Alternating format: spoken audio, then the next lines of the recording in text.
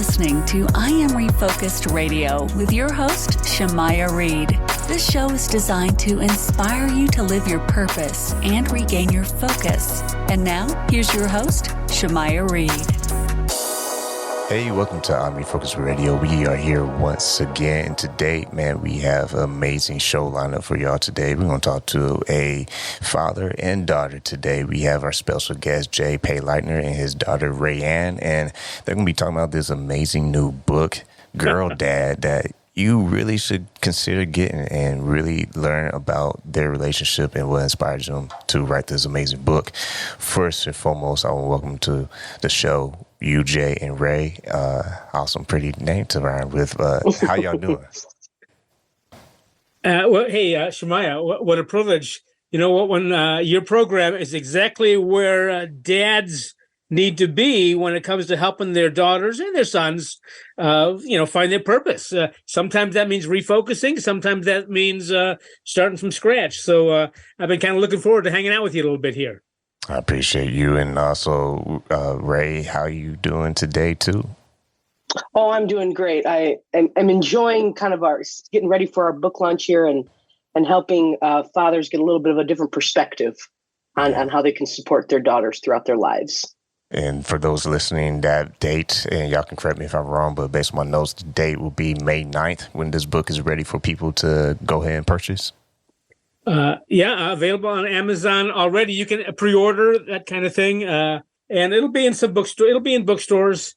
Funny, there's the title of the book is Girl Dad, and there's about 6 or 8 books out there published in the last couple of years called Girl Dad. A couple of them are little picture books that look great. I haven't seen any of them yet. I haven't held them in my hand.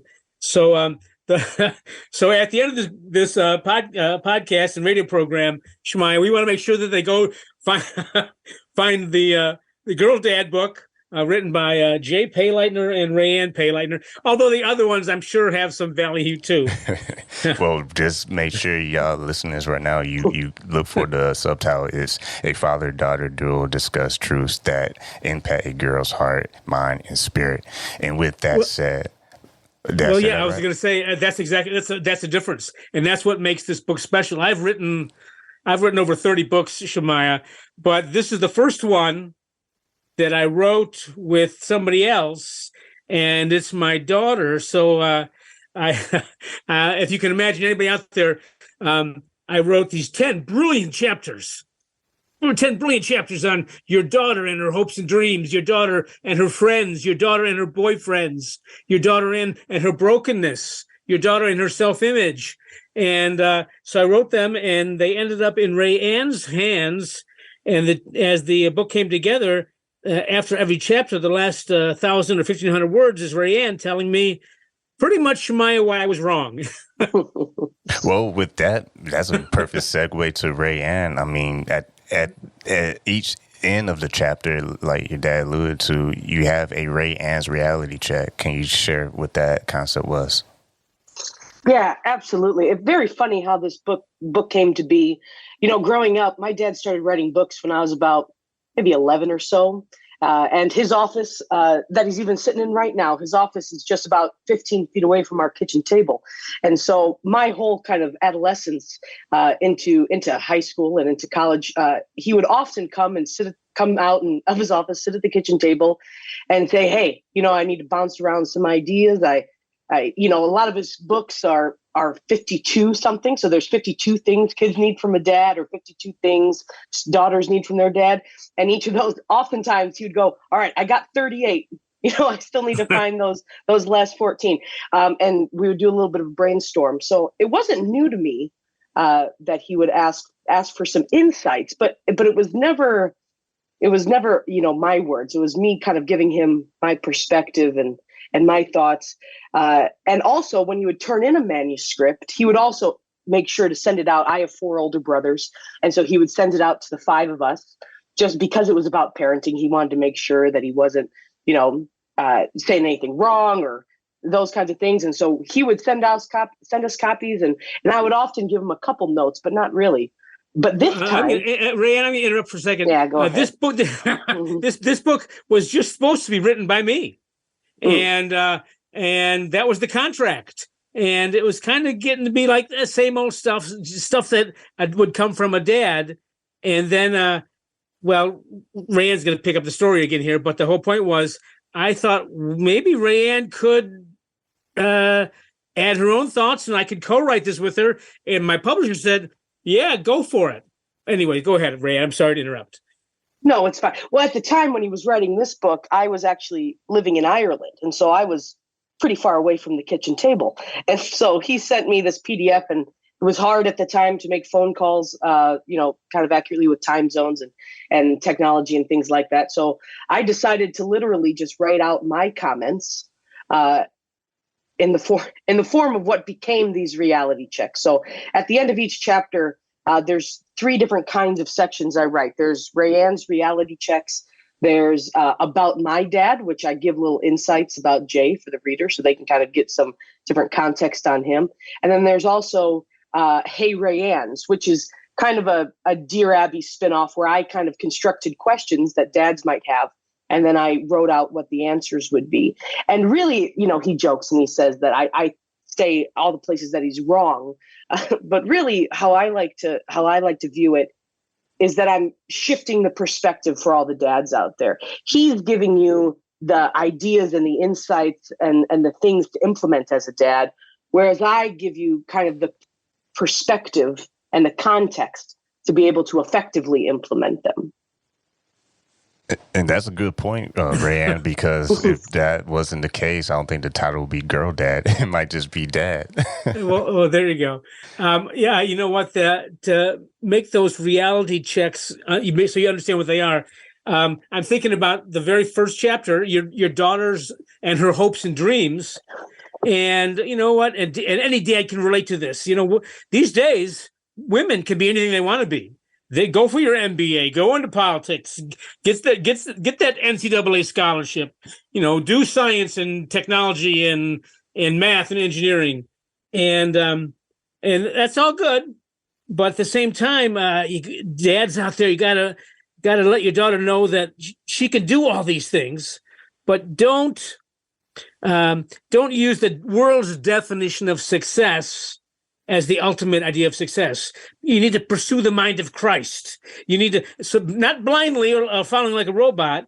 And I knew Rayanne, and again, talking to any dads out there, that your daughter has strengths and passions and longings that you kind of need to tap into, so that you can help her. Romans 12, if I can. Romans 12, verse 2 says, do not conform to the pattern of this world, but be transformed by the renewing of your mind.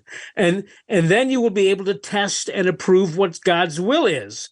So all that to come down, it's like we want to say, and dads say this all the time to our daughters, sweetheart, and I told this to Rayanne, and I wrote this in the book, your daughter, you can be anything you want to be. You can be anything you want to be. And then at the end of that chapter, Rayanne gave her reality check, which was pretty much no, she can't. Those are actually the first words. This wasn't the order in which we wrote them, but the order that they're printed. The first words I say is, your daughter can't be anything she wants to be. And that kind of set the tone for how the reality checks would work moving forward.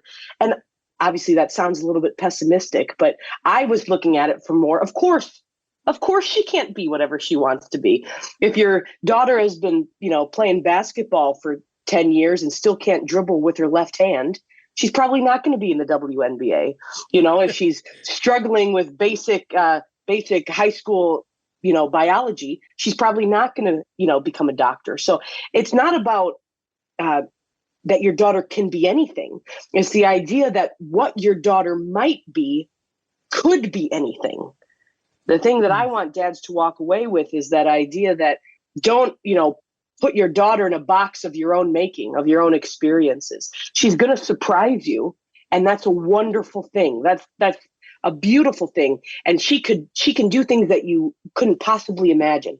And so from a dad's perspective, my advice is to just support her and love her, encourage her, open up doors so she can find what that might be, but also give her the space give her the space to find what she wants to be, even if it's something that you couldn't even imagine. You listen to Refocus Radio, talking to our guests today. We have Jay Payleitner and also Ray Ann, and we're talking about Girl Dad. You can get this book. You can pre-order right now, or you can get it when it drops May 9th. And with that said, Jay, talk to the audience a little bit about the relationship with your daughter. I think that's a very key factor for, parents and just to kind of explore that. Well, sure. Again, I know, Shemaiah, you have some dads listening, and they are scared to death at some point. If they got a little 8-year-old girl, because you're a 4-year-old little girl, 5-year-old, she wants to spend time with dad, right? No doubt about it. She'll jump on dad's lap, even at 8 years old, then 9, and then right around that 11-year-old, 12-year-old, she's going to stop sitting on dad's lap. And also, that 15-year-old attitude that sneaks in with teenage girls. And I guess my thought would be, first, expect that. Dads, it's going to be okay. Dads, don't push her away. Our tendency might be sometimes to go, well, heck, if you want to spend time with me, I'm not going to spend time with you. No, you can't force yourself on her, but every conversation, even during those times when she feels like she's separated from you, make sure that every conversation ends with you not pushing her away, but pulling her towards you. Let her know that you love her and you want to listen to her. So that would be my biggest thought would be to do what you can to enter her world. Again, when you're little, you can just do the teddy bear picnic things or, make Lego starships or such. But later on, figure out what some of her gifts or try new things with her. Take her to the batting cage. Take her, build a birdhouse with her. Take her golfing. It'll slow you down, but do that. Or Mother's Day. The Mother's Day's coming up. Take her shopping for mom. Ask her opinion. So the whole idea would be to enter her world, volunteer to drive the carpools, make time for her now, Dad. If you got that little girl, make time for her now, because she will then make time for you later. Oh, and by the way, when that little girl who wouldn't sit on your lap for a few years, when she's 17 or 18 or 19, coming home from work or coming home from college, she'll sit on your lap again, believe it or not. And with that said, Ray, Ann, when you have your perspective, you have your father and he helped you co-write this book. What are some of the things that you learned while writing this book and your relationship with your dad? Surprisingly, this book wasn't as painful to write as I thought it would be. When he first, obviously, how the book started was not a traditional way to write a book, right? It started with him writing some books, then me writing comments. Then we found this book contract. Then it ended up actually sitting on a shelf for a few years, and then we pulled it back out. And what I was surprised by is me and my dad are very similar in a lot of ways and very different in a lot of ways. But one thing we do really have control over is our voice. We have very specific voices. And I don't think that we could have written a book if we tried to write it together, meaning if we tried to write the same words together, if we both were looking at one Word document trying to figure it out, that never would have worked. And that's what's nice about the format of our book is he writes his insights in his voice, and I write my reality checks and my hey Rayans in my voice, and it strikes this balance. And that's really the lesson that I learned among our relationship while writing this book, was that kind of balance. People have been asking me like, oh, well, obviously you have a great relationship with your dad. You were able to write this book. Has it always been that way? And my answer to that is, well, no, our relationship has never been the same. Our relationship has evolved 1,000 times over the last 30 years, just as we've both evolved as people. Obviously, I grew up, right? I was a baby into adulthood, but my dad also went through 30 years of his life. He evolved, he changed. You meet people, you go through things, and that's what we got to hope for, right? As human beings, to evolve and to change for the better. And with evolvement comes Come some rough patches, come some getting to know each other again. There were some times when I left for a few years and I would come back and there's a little bit of getting to know each other again. But the real point is that we stuck it out. We stayed important to each other. And as we evolved, our relationship evolved with us. And it's a beautiful thing because now we get to be friends too.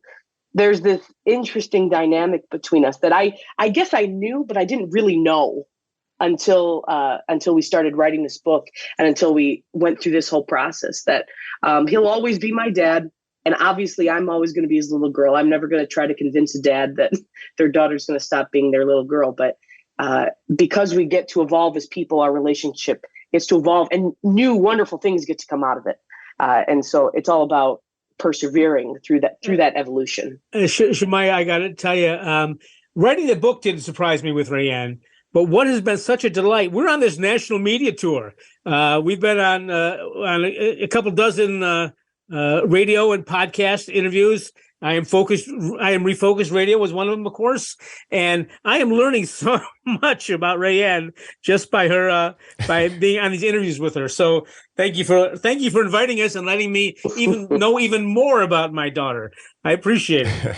Well, just to follow with that, I mean, Rayanne kind of alluded to moments before that, y'all are clearly two different people with two different voices. You both have two different careers. She worked in the technology world, so you were in the marketing world. And like we said earlier, you have multiple books that you have authored yourself and have been very successful at too.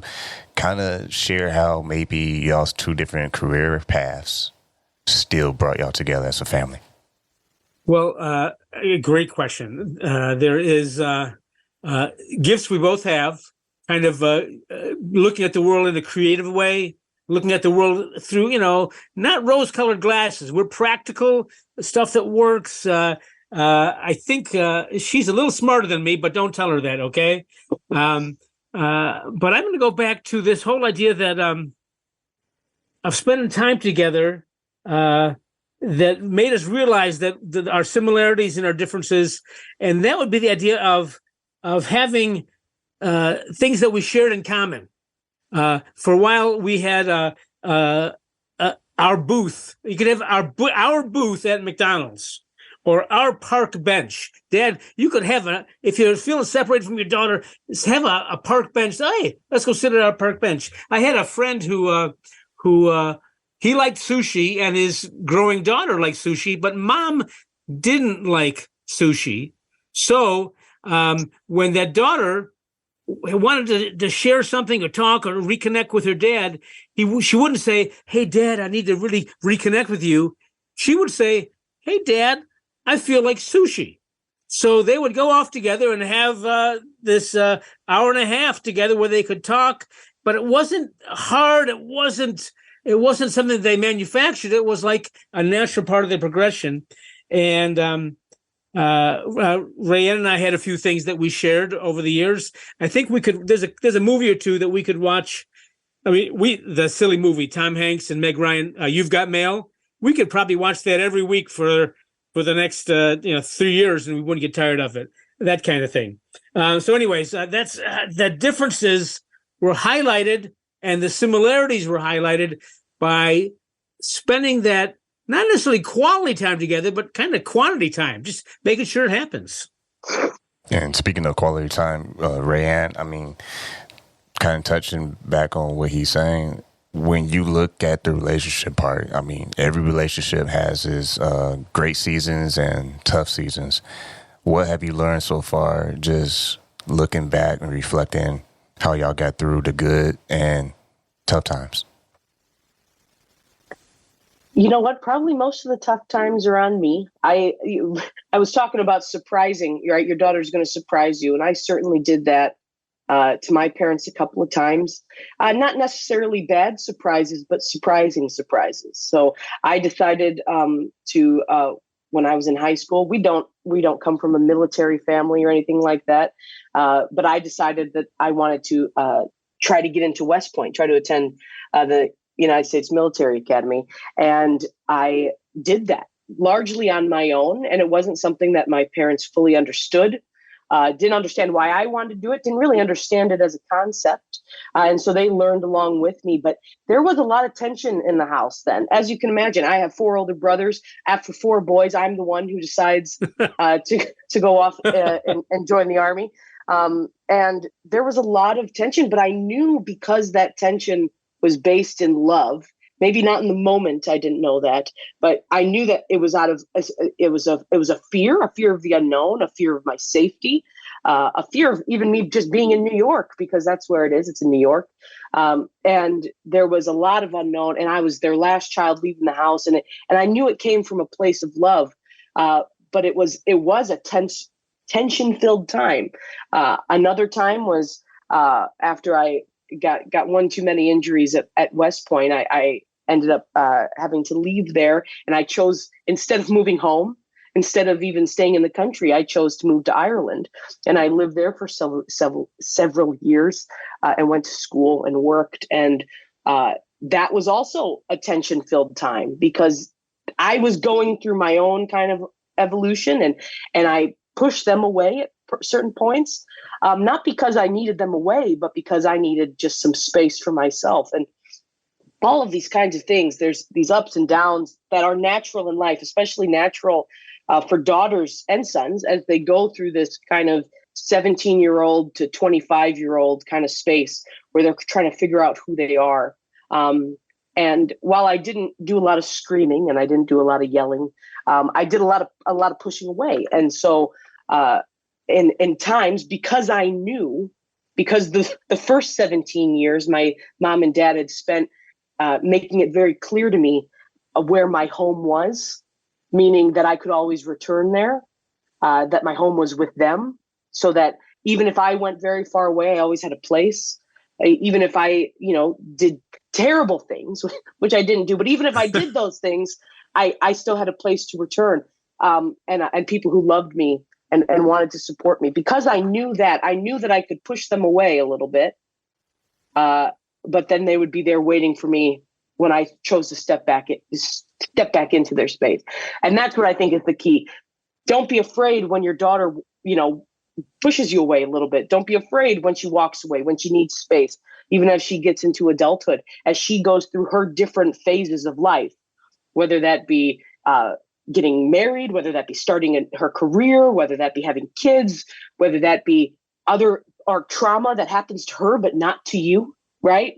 There's things that she's going to go through, as every person does. And the key is to be there waiting when she returns, and to softly nudge her and remind her of that love that's there. Shemaiah, there's a passage in one of the sections in the book. My book has lots of what I call insights for dads. And one of them is celebrate her defiance. And again, this is something I learned from Rayanne. We need to celebrate the fact that she's finding out herself who she is, where her gifts are, what her struggles are. So if remember when your little girl suddenly refuses to put pickle relish, I don't want pickle relish on my hot dog anymore, and you laugh about that. It's kind of her defiance, but that's her job, and that's your job as a dad to let her do that while she's at home, so that you can protect. If she does something that could damage her, you got to protect her, Dad. But you want her to try out new things when she's under your wing in your home. Buy that unicycle and let her try it out on the driveway. And she falls, that's okay, because you're right there to make sure that she's okay. So thank you, Rayanne, for teaching me to celebrate your defiance. If nothing else, because if she is the perfect little angel.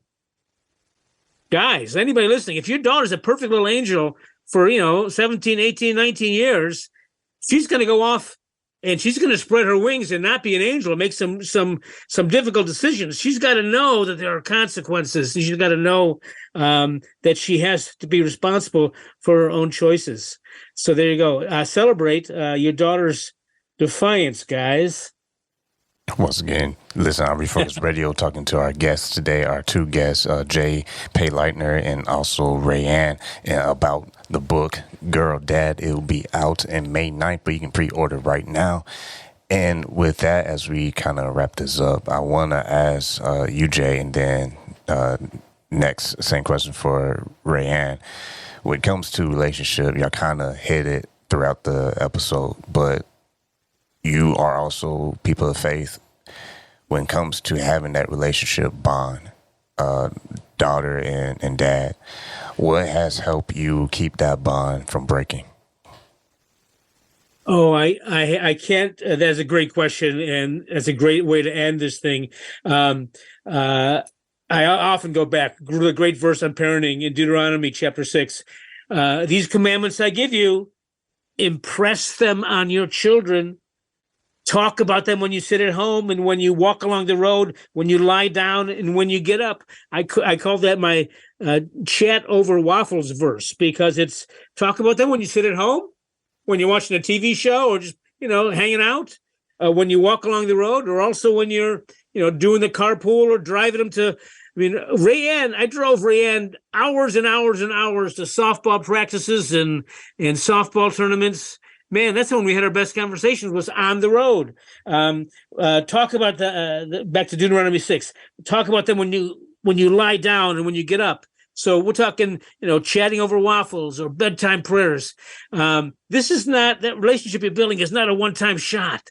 And that's how you pass on your faith on a regular daily basis of expressing your morality and how Christ is working in your life.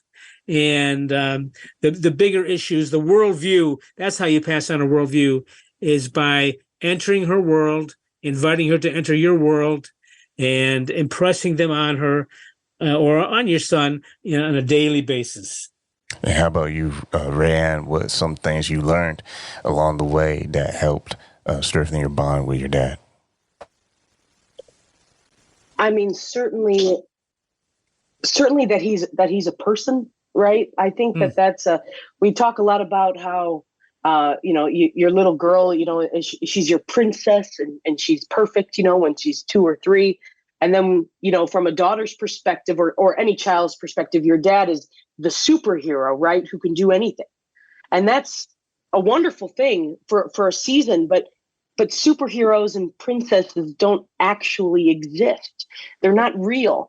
And when you can kind of get over that hump, when you can realize that you're both real people, and obviously it has to be as your daughter grows up, it has to be as your child grows up, because they need to understand the realities of the world. But I'm very much of the opinion that you got to allow your daughter to see you for all that you are.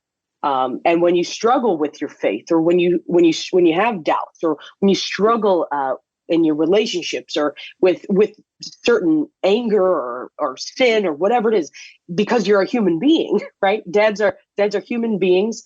And if you can show that to your daughter, that you're a human being, then they can realize, oh, I get to be a human being too.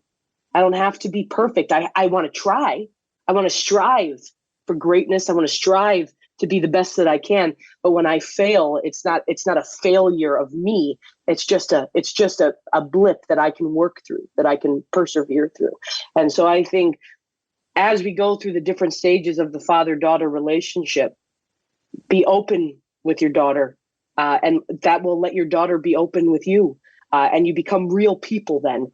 You become people who are striving alongside each other, as opposed to kind of working not against each other, but in different races. You can run the race together, and you can be that for her. And my greatest promise is that if you stick around, if you do the work as a dad, and be there with your daughter, the best is yet to come. The best is yet to come. We've been talking to our guest today, Jay Payleitner, and you can go visit his website, jpayleitner.com. You can also check out this book, Girl, Dad. It's going to be dropping very soon. You can pre-order right now. But if you want to wait a little bit, it's coming up fast. May 9th is when this book is dropping with Rayanne and her father, Jay Payleitner. I want to say thank you to you both for taking time talking to our Refocus Radio. Hey, Shemaiah, what a privilege. Thanks for hanging out with us. Thank you so much.